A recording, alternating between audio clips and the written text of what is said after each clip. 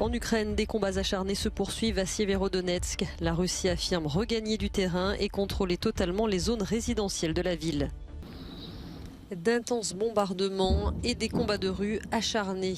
Sieverodonetsk reste l'épicentre des affrontements dans l'est de l'Ukraine. Et ce mardi, la Russie affirme gagner du terrain dans cette grande ville industrielle.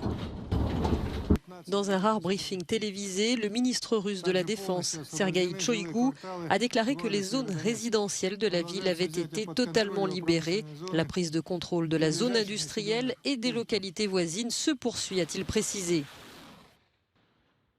On a appris par ailleurs que 800 civils s'étaient réfugiés dans les abris d'une usine chimique de Sieverodonetsk, l'usine Azot, propriété du magnat ukrainien Dmytro Firtash. C'est l'avocat américain de ce dernier qui a révélé l'information. La prise de Sieverodonetsk ouvrirait aux Russes la route de Kramatorsk, grande ville de l'oblast de Donetsk. À Bakhmout, à une dizaine de kilomètres de la ligne de front, de nombreux habitants vivent sans eau ni électricité. Les distributions d'aide humanitaire leur permettent de se nourrir. La peur est omniprésente, mais certains relativisent. La situation n'est pas critique par rapport à d'autres villes comme Severodonetsk ou Mariupol. C'est encore normal ici. Mais les explosions et les bombardements sont devenus plus fréquents ces derniers jours. C'est très inquiétant depuis maintenant 2 semaines. Ce mardi, dans une interview au Financial Times, le président ukrainien Volodymyr Zelensky a redemandé de l'aide militaire aux Occidentaux. Avant toute négociation, l'Ukraine a besoin d'une victoire sur le champ de bataille, a-t-il plaidé. Ouvrir des corridors en mer Noire pour reprendre les exportations de blé ukrainien, c'est le principal objectif affiché pour la visite du chef de la diplomatie russe à Ankara. Alors que la crise alimentaire menace, Sergueï Lavrov est arrivé ce mardi soir en Turquie.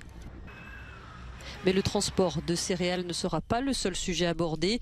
Les discussions porteront aussi sur les projets d'Ankara de lancer une nouvelle offensive militaire dans le nord de la Syrie pour y déloger les milices kurdes.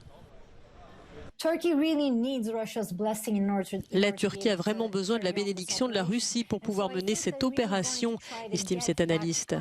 Je pense qu'ils vont vraiment essayer d'obtenir ce genre de concession de la part de la Russie. Outre la crise alimentaire dont ils vont discuter pour l'Ukraine, je pense que cela va être un sujet de premier plan pour la Turquie. Le président Erdogan a vraiment besoin de cette opération en Syrie pour des raisons de politique intérieure. Il est en train de perdre du terrain selon tous les sondages d'opinion et il fait face à une élection assez critique qui pourrait être un coup près. À un an de l'élection présidentielle, le pays est confronté à une grave crise monétaire. Les autorités turques comptent notamment sur les revenus du tourisme pour soutenir l'économie. Or, la Russie est aussi le pays qui fournit le plus gros contingent de touristes au pays.